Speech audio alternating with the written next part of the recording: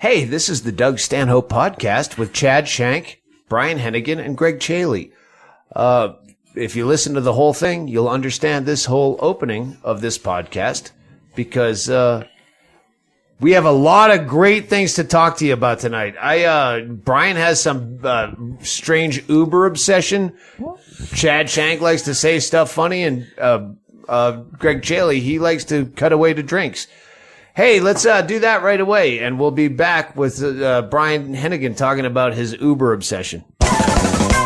So, Ggreg Chaille, what's going on with these new website merchandise specials? Is it Black Friday? You might as well call it that, because we've got black and oatmeal podcast t-shirts in a special right now with a signed DVD. Deadbeat Hero. That's gonna cost hundreds. Wait, there's more. We're throwing in 2 stickers. A podcast sticker and a killer termite sticker. The $1,000 stickers? Yes. How much are you giving this away for? Are you kidding me? Price so low you won't even believe it. Every time I go to Pinos Altos to have a nice vacation, Chaille's giving away the store. Hey, Ggreg Chaille, you know what? It's weird that we can't get my fucking dates or my podcast up on the website, but somehow you're figuring out how to get merchandise specials.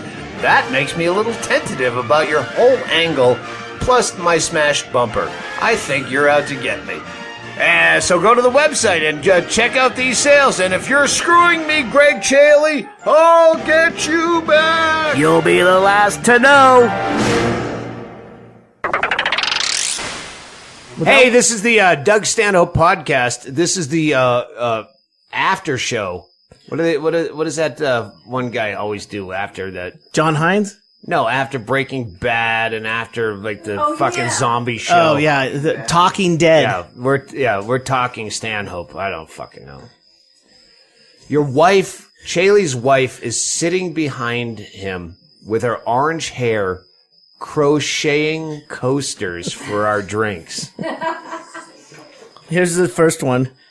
And we refuse to believe that we're getting old. Yeah, they're like a triple size of a postage stamp. That's a large checkerboard checkers size. You know, she's conserving wool. It's yarn. She's wool? Recycling into teeny tiny coasters. As bugs fly into our drinks. To be fair, when she's wearing her glasses, they look a lot bigger.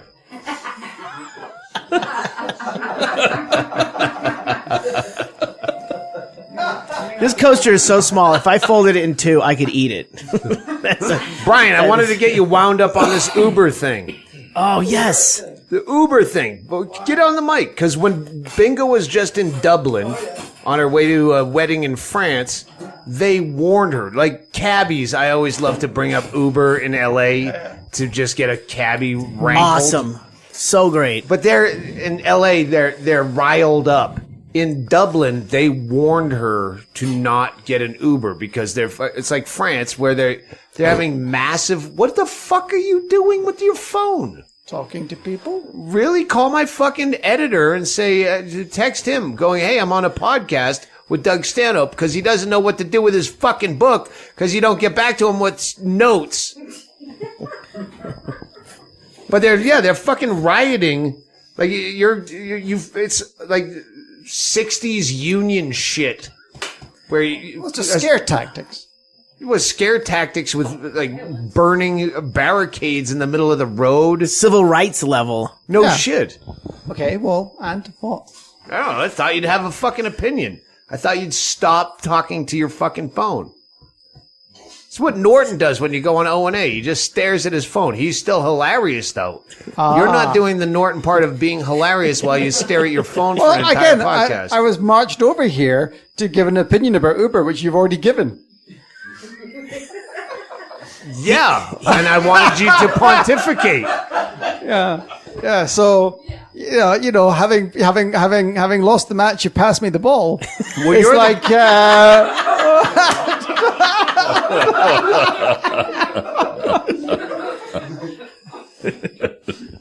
You're the guy that was the original Uber raver. Yeah. Uber raver. You know, Ubers, I don't even have to have a car anymore. Yeah. That wasn't that long ago. That was April of 2014 when we went to LA and we were staying at the Airbnb. That's right. We did the Manson thing and the Bert Kreischer. You did his podcast and we moved around fairly easily. Oh, very there was no problem.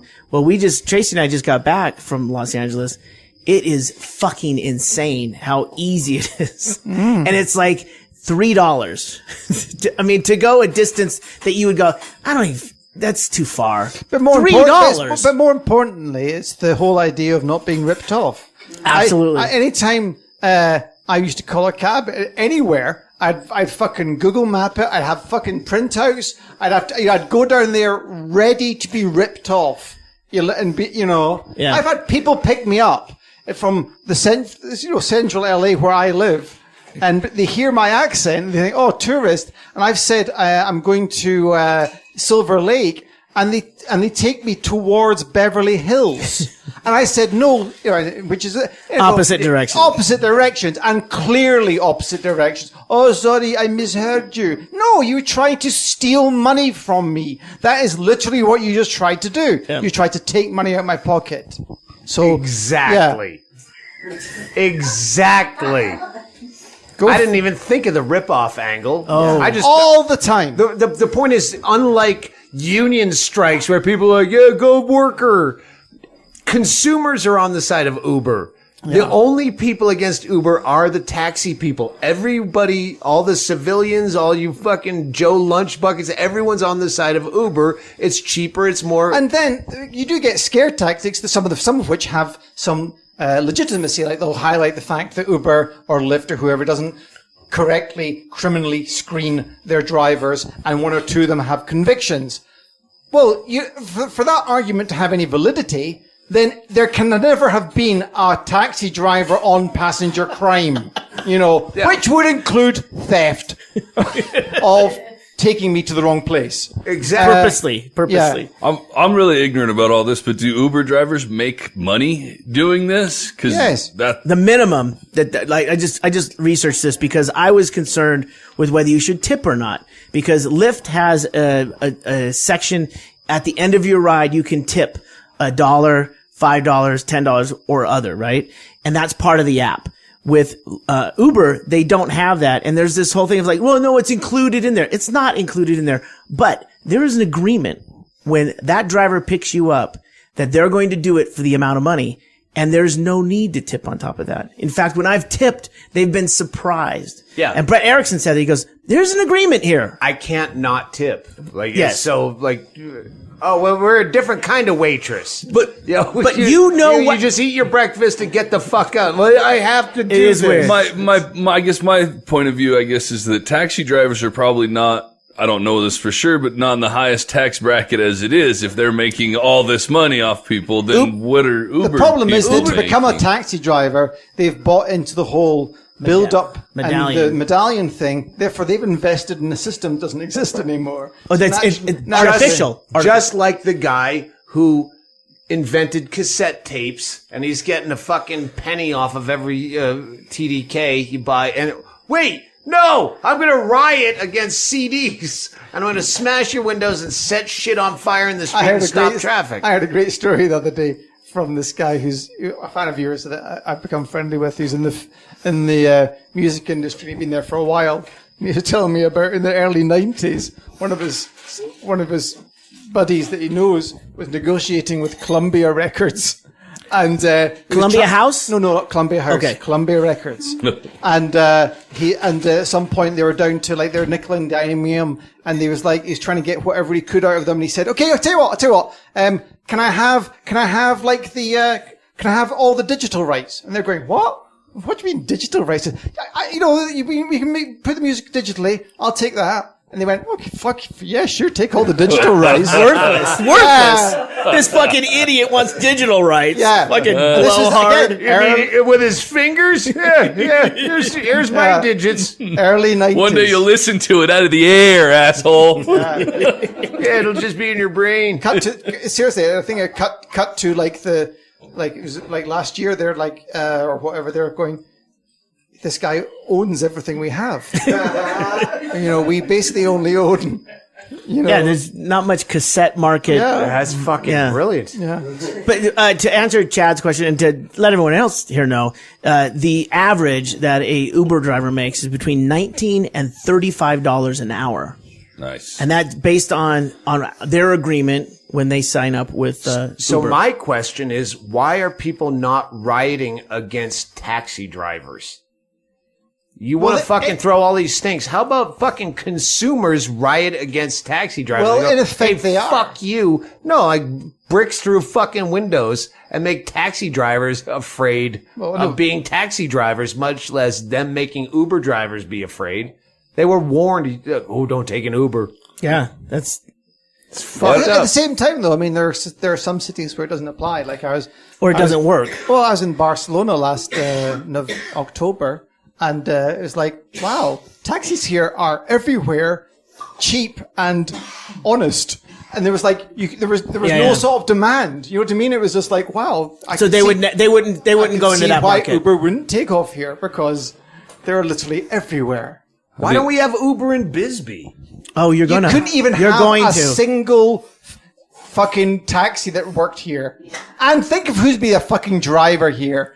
Fucking Think about who you'd be picking up. the fucking stinky monkeys. They'd be turning up at your door with their unaudited fucking bootleg Audis. I think all the taxi drivers should just become Uber drivers, and then the market would Exactly. be saturated, and the whole thing why would be doesn't worthless, that and they'd all happen? have to rip you off like taxis do. I've been picked up by guys like that. Instead of bitching about what's clearly a better idea, and in some way that they should have done, the taxi industry should have adopted this fucking idea in the past. Instead of that, they keep bitching. My first, not prostitute, but my first escort, like call out of the newspaper back then. Oh, we're going there, are we?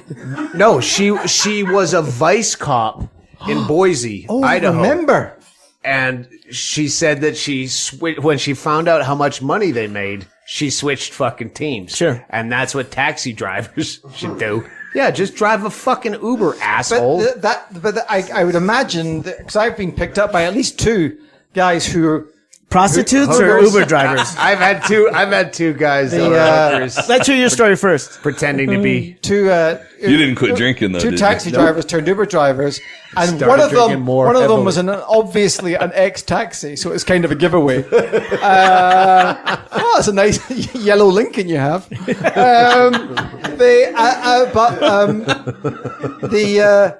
I think the principal reason that doesn't happen more often is that in every town you can think of, the taxis are kind of controlled by one ethnic group.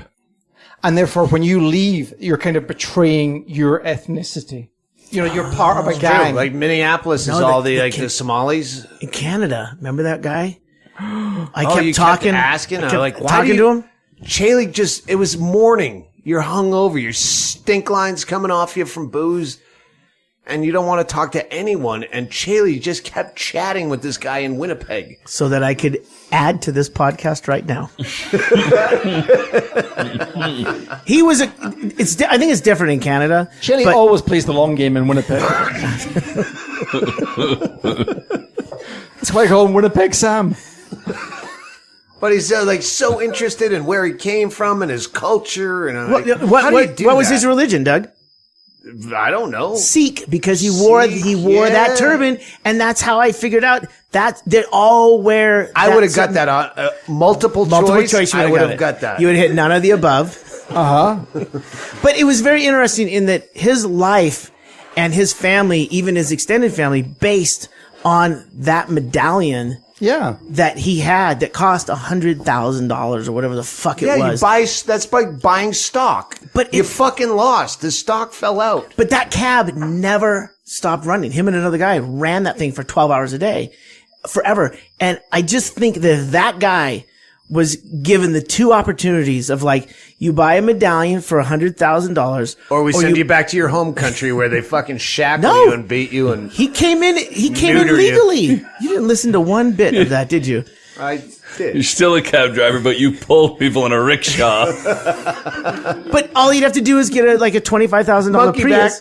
But I think that's the larger point, is that there's an aspect here which is that you're denying a certain group. It's more than just like, hey, I'm, Brian the taxi driver, and I've been shafted by Greg the Uber driver. We're both the same people. We both shop in the same stores. There's a certain group of people who are in effect disenfranchised from a safe economic option they have, which may well be, let's be clear, in this society, the only economic option they have. Wow, if Donald Trump could be that racist that subtly, Eloquently racist. imagine the lead he would have even more. You see this phenomenon all over. You have the dispensary weed is undercutting the black market weed things. Yeah. It's just evolution of Short-term loss to make the long-term gain. Progress! The whole The point thing being, is that we're all greedy and we want it better Yeah. when we fail to realize that the other part was built to support all of the fucking overpopulation that we have. yeah, Always boils down to we can does close that mean it's every the end? podcast. Does that mean it's the end? that's No, what. every drunken and fixing the world discussion we have always ends with overpopulation. Yeah. But that's also where you go with what happened in Iraq and the rise of Al Qaeda in Iraq and the growth into ISIS was because you disenfranchised the people that were in the Iraqi army by saying, "Hey, we don't fucking need you anymore. We've got better things or better people that can do this." They're taking and our jobs. suddenly their taxi driving job, which was doing fuck all in the Iraqi army, is like shit. Well, we're gonna fucking do something else then. Butcher babies? Is that open? Yeah. You got butcher babies open? Any butchering babies open? Raping hostages. I'm just saying, every Look time. on Craigslist. Jack Is of there all gas trades. chambers for sale? All the good jobs are taken. Yeah. So there you go. Any other serious questions for me? I thought that was way more fun than watching you sit over there on Twitter, by the All way, right. Hennigan. Our European dates, Brian, Glasgow, you look at the ones that we need to plug. Yeah, let's. I don't know what's here are the sold ones out. that Glasgow. Glasgow's Fucking is O2 Brixton sold out? Because No, I it's keep not. No, people are just dumb. Yes, all right. If you Jesus. say, you're Brixton? sold out in fucking London. Well, Brixton is London. Yeah, two the- different venues. Yeah. Is it But Brighton? again, given how few of those emails we get, it's like, I'm sorry that if I was getting like 20 or 30 of them. Well, I'm retarded, and I only plug dates. If someone says, "Oh, you're sold out in London," I believe them. So I don't plug that date. So Brixton, there's still tickets at the Yes. other O2 the arena other- thing. yeah, the other one's not. But Because they keep tweeting. I'm like, I keep getting tweets that I'm sold out, but then the venue is tweeting at me that I'm there. believe the venue. And- all right. Yeah, they're going to say they still have tickets Yeah. even when they don't. Yeah. Hey, cab drivers, you're not fucking welcome. Uber drivers, get Yeah, it for I'm free taking if you've had an Uber. abortion. Every goddamn if a Uber costs more in Europe, I'm still taking an Uber just to say fuck you, cabbies. Fucking grow out of it. Grow out of it. We were at the Hard Rock that night in LA last week when you absolutely right. did not want to go yeah. wherever we went. It was midnight, a little bit after midnight, and Hennigan ended up splitting, and then we went to a club that we're like, we're out of here. But it's Hollywood, or what street is that? It's Hollywood Boulevard. And it's jumping. I'm almost 50. That's not where I want to be. Yeah. And we talked about this on the last podcast about Brendan Walsh. No, but we hit the Uber fucking app, and there were no less than 3 cabs across the street waiting for talked about for this a fare. last night. Oh, sorry. Oh no, actually, cut we that probably out. did it off. No, air. it was off air. So all these cabs over there, and we were waiting, and this guy's calling and texting me, "Where are you? Where are you?" And I am not going to abandon the Uber guy as those 3 cabs just sat there the whole fucking time. Fuck them, right? Because we've been ripped off. Oh, yeah. Plenty of times. I finally got ripped off after I lived in LA for 10 years. And the guy takes me from the airport and he keeps going past the cutoff to the 10. He takes me all the way up to Santa Monica Boulevard off the 405. And I'm like, Well, I don't know. Maybe something changed or this construction. No, you just fucked me. A well-known one at the Edinburgh Fringe or Festival Fringe is on just now, which thank fuck we're not at. But a well-known thing in Edinburgh was during the Fringe, they'd say people would get in and say, "Take me to the assembly rooms." Well, there's a place called the Assembly Rooms down in Leith near the ports. And that, nobody ever goes there, but the cabbie would take them there and be like, "Oh, sorry, do you mean to go to the other one?" It's like... Your impression of a Scotsman is my impression of you. There you go. Isn't that a coincidence? All right, I think, what time are we at? 31 minutes? 21. 21? I think Fuck it, it's a small podcast. Yeah. All right, okay. It's This is a different podcast? Yeah, I thought we were trying to break SoundCloud's record for the longest fucking podcast. No, we're doing a separate podcast. Right. We're going to close this one with Steve Drew's new song. Oh, right. Well, let's see what I've got. I might have stuff to talk about. Do you have stuff? Oh, you going to check your phone? I'll check my phone. Can we take a break and make drinks? Okay. Because then he can check his phone and we can't get mad at him for checking his phone. All right. We will. Yeah, then we have to make up another commercial. I mean, No. We have to go solicit another sponsor. Yeah. All right, I'm going to go make some phone calls. I'm going to telemarket a sponsor right. for this break, and we'll be back as soon as someone answers their phone.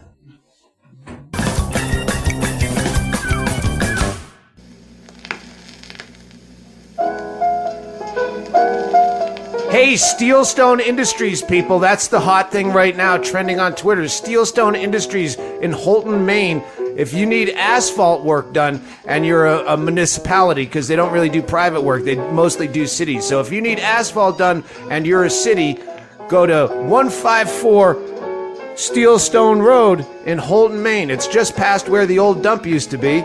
And talk to Blake McQuaid. Blake McQuaid of Steelstone Industries at 207. Write it down. Tattoo it on your arm like a Holocaust survivor. 207-532-2422. We put the 22 in 2422. That's how you remember it.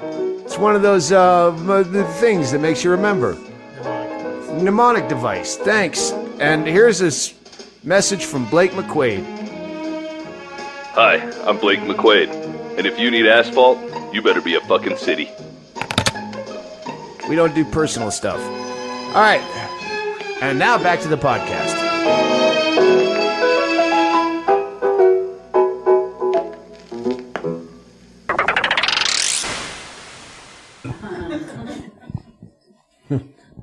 Hang on. Chad, what did you just find? How did this one not make the police beat cut? A 2-year-old boy carrying a baby bottle was found walking in Hereford. Well, I'm backed up like 5 weeks of police beats because you don't come around often enough. I blame the messenger. Don't be so scared to have Bingo text me. Oh. Ooh, yeah. That's true. Maybe you're packing a trumpet. Noted. I have got some words for drinking that are good. Oh, all right. Yeah. So you often talk about gin. All right. The backstory is writing this book in the first few chapters. I ran out of analogies or descriptors, synonyms for being drunk. Oh. I guess just shit-faced. All right, I'll clean it up later. House. Yeah. Capernoited, which is slightly muddled in the head as a result of drink. Well, you're doing what everyone... You don't listen to the podcast. When professors drink, Yeah. they need a word. Okay, but I also like when you find words that describe something which you didn't know. Douglas Adams had a great book called The Meaning of Lith. Douglas Adams, who created The Hitchhiker's Guide, and it was Listen to it on tape, but not on Audible, who has never called back. Yeah, they'll call back. A shotclog is a drinking companion who is tolerated because they pay for the drinks. I like that. Stop pointing at me. I've become that guy over the last several years. Here comes old Shotclog Stanhope. Let's What are you having? Next CD, Maybe- Shotclog. If the coat fits. no. Hey, Johnny we're Bravo, building- just wear it. We're building the bar in here for both, so it accommodates both football in the Funhouse and the podcast. Right off. And I think maybe we named the bar the Shotclog. Shotclog. Stanhope, that's so great. I know. We thought a lot of things were great last night. We wrote them on our arms. Have they come up? No. Yeah, they did. They came up on your cheek. Yeah. Chaille, go back a few seconds and then cut in a sound in the background of Bingo going, Stanhope, that's so great. Okay, got it. H.L. Mencken, with whom you have some Yeah, we used to be parallels. roommates. Yeah. Ombibulous, someone who will drink anything. I like that. That was Bo Laughman when he came through. Bo Laughman. It's funny because on the way down here or somewhere recently, maybe it was last night, I came across some woman's name and her name was something like Felicity Tugwell. And I thought, Tugwell, really? You think you'd have changed the family name by now? Or put lie. E in there. Tugwell or something. Tugwell. No, she never gets tired of the attention. She tugs well. I had fucking Chad Shank is like a monkey on me because we're underneath the light with the door open and bugs are swirling around. And Chad Shank is just sitting here. I know. Picking bugs off me. Kenny's pointing them out to me. He has an assistant. Like an assistant monkey. You're bug picker. You're bug picker. It's like watching chimps at the zoo. Yeah. A shot To clog be fair, I has its just like perks. killing stuff. That's right. Shot clog has its perks. That's right. Pick bugs off me. Beers on me. Shotclog. So, All right, well, that's the podcast. We're going to go back and do a fake open to the podcast after this fake close to what we didn't know was going to be a podcast. We were just drunk and wanted to keep talking into microphones. It was beautiful. So enjoy the rest of the night, and we'll make up the beginning. Please hold, and good night. Oh, wait, no. So please hold, and here's Steve Drew with his new song from a band that he doesn't have a name for, but he has a song. And since he has a name, but he can't tell you. He'd have to kill you Yeah. from a distance Yeah. without a word being spoken. Accurately. He'd tell you the name of the band if he could speak in public. That's right. And your body would be under asphalt somewhere. Don't What call kind back of to other podcasts that we pretend we did yesterday. All right. Thank you guys for listening. Here's Steve Drew with his song. Is there a name for the song? Nope. There's no name for the song. This is an unknown band. Metal. It's metal. It's Stairway metal. to Heaven It's by metal. Steve Drew. It's metal. You already tuned out hours ago. All right.